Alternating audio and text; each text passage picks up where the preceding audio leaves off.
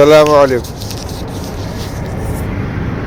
الحمد للہ رب العالمین والصلاة والسلام علی سید الانبیاء والمرسلین سیدنا و نبینا و مولانا محمد وعلی آلہ واصحابہ اجمعین،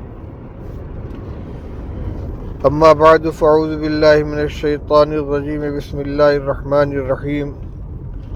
ما اصابتکم من مصیبت فبما کسبت ایدیکم ویعفو عن کثیر، صدق اللہ العلی العظیم۔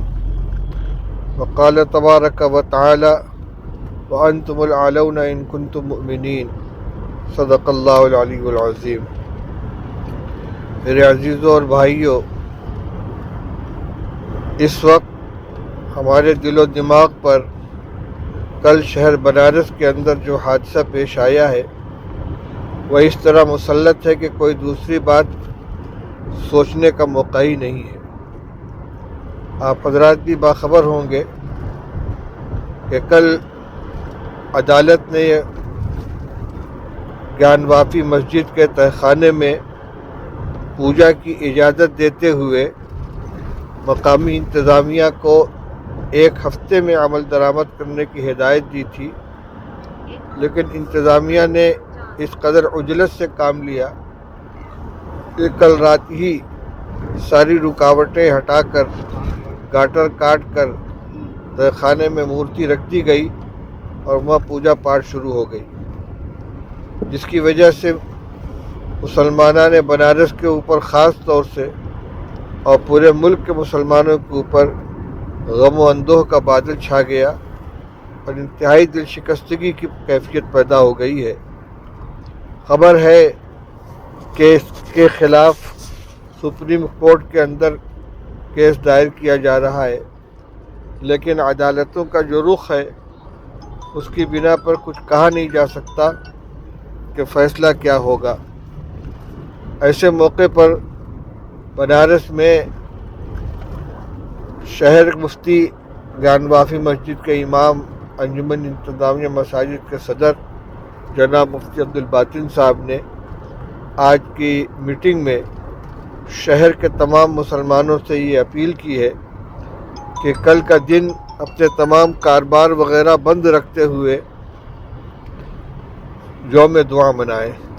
جمعہ کا دن ہے، جمعہ کے دن ویسے بھی مسلمانوں کے لیے خاص عبادت کا دن ہے۔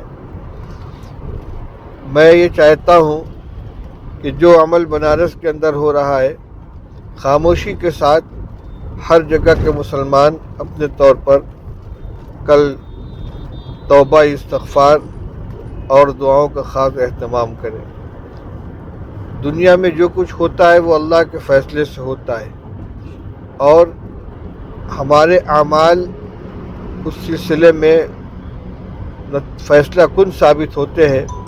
جو آیت کریمہ میں نے ابھی آپ کے سامنے پڑھی ہے، اس میں اللہ جل شانہ نے یہی فرمایا ہے، ما اصابتکم من مصیبت فبما کسبت ایدیکم ویعفو عن کثیر، کہ جو کچھ بھی تمہارے اوپر حالات پیش آتے ہیں یہ تمہارے ہی اعمال کا نتیجہ ہوتے ہیں اور اللہ تعالیٰ بہت سی چیزوں کو درگزر کر دیتا ہے۔ اس امت پر بڑے سخت حالات آ چکے ہیں۔ گرناطہ، اندلس تباہ و برباد کر دیا گیا، اسلام کا وہاں سے نام و نشان مٹا دیا گیا، تاتاریوں کے ذریعے بغداد کو تہس نہس کر دیا گیا، اسلامی حکومت کا خاتمہ کر دیا گیا۔ یہ الگ بات ہے کہ پھر اللہ تعالیٰ نے انہی کے خاندان سے اسلام کے نمائندے پیدا فرمائے اور علامہ اقبال رحمۃ اللہ علیہ کو کہنا پڑا، ہے آیا یورش تاتار کے افسانے سے کہ پاسباں مل گئے کعبے کو صنم خانے سے۔ لیکن جو حالات پیش آئے ہیں ان کا تجزیہ کرنے والوں نے یہی فیصلہ کیا ہے کہ ہر جگہ، چاہے وہ بغداد ہو چاہے وہ اندلس ہو، دنیاوی شان و شوکت کے اعتبار سے مسلمان بڑے عروج کے اوپر تھے۔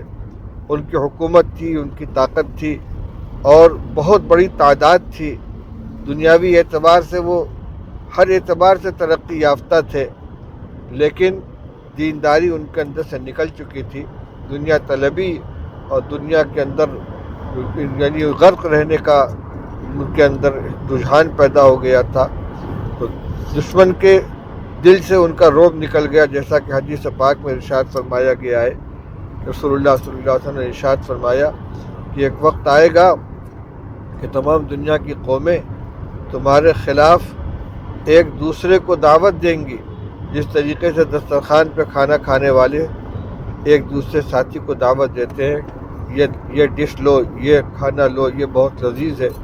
اسی طریقے سے مسلمانوں کو ختم کرنے کے لیے، تباہ و برباد کرنے کے لیے ساری قومیں ایک دوسرے کو دعوت دیں گے۔ صحابہ کرام رضی اللہ تعالیٰ عنہم نے یہ پوچھا کہ یا رسول اللہ، کیا اس زمانے میں ہماری تعداد بہت تھوڑی ہوگی؟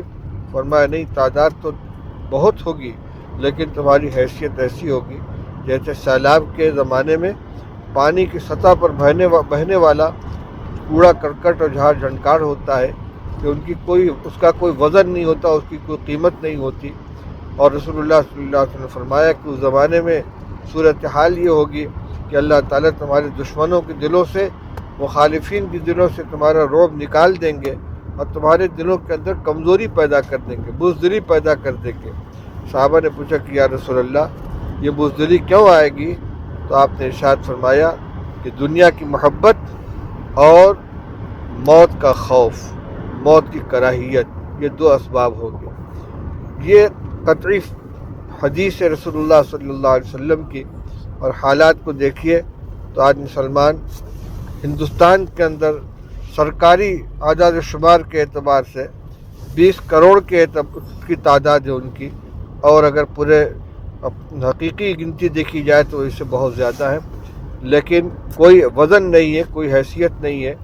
فرقہ پرست اور اسلام دشمن عناصر جو چاہتے ہیں وہ منٹوں کے اندر کر گزرتے ہیں، اور ان کے خلاف کوئی کارروائی نہیں ہوتی۔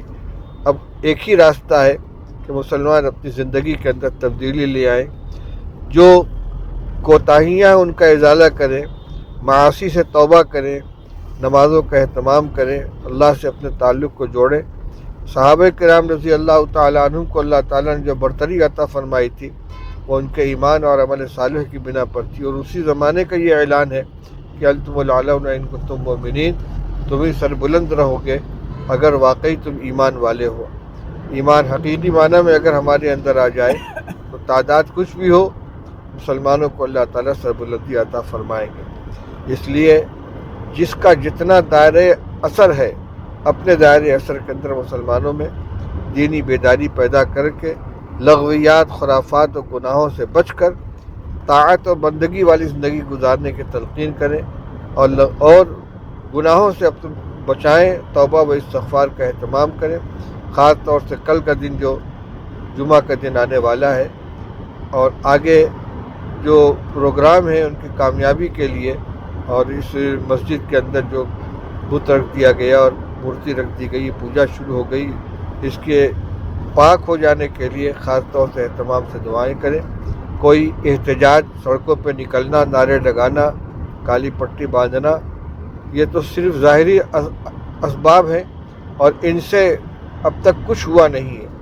اس لیے جو حقیقی قوت ہے وہ ہمارے ایمان اور عمل کی قوت ہے، اس پر ہر ایک کو آنا چاہیے، اپنے گھروں میں، اپنے محلے میں، اپنے پڑوس میں، اپنی مسجد میں، اپنے اہل تعلق میں، سب میں اس کی بات کو چلائیں۔ کل خاص طور سے دعاؤں کا اہتمام کریں، مسجد میں پہلے آ جائیں، سارے لوگ بیٹھ کر سنت سے فارغ ہو کر دیر تک کلمہ طیبہ، استغفار، آیت کریمہ لا الہ الا انت سبحانک انی کنت من الظالمین کا ورد کرتے رہیں، اور اس کے بعد نماز جمعہ کے بعد اجتماعی طور سے اہتمام کے ساتھ دعا کریں۔ آج کا میرا یہی پیغام ہے۔ اللہ تعالیٰ ہم سب کو عمل کرنے کی توفیق عطا فرمائے۔ وآخر دعوانا الحمدللہ رب العالمین۔ اللہم صلی علی سیدنا مولانا محمد وآلہ وصحبہ وبارک وسلم۔ اللہم وفقنا لما تحب وترضى من القول والفعل والعمل والنیت والہدى۔ یا اللہم آت نفسی تقواها وزکیها انت خیر من زکاها انت ولیها ومولاها۔ اللہم ان قلوبنا ونواصینا وجوارحنا بیدک لم تملکنا منها شیئا فاذا فعلت ذلك بنا فکن انت ولینا واہدنا الی سواء السبیل۔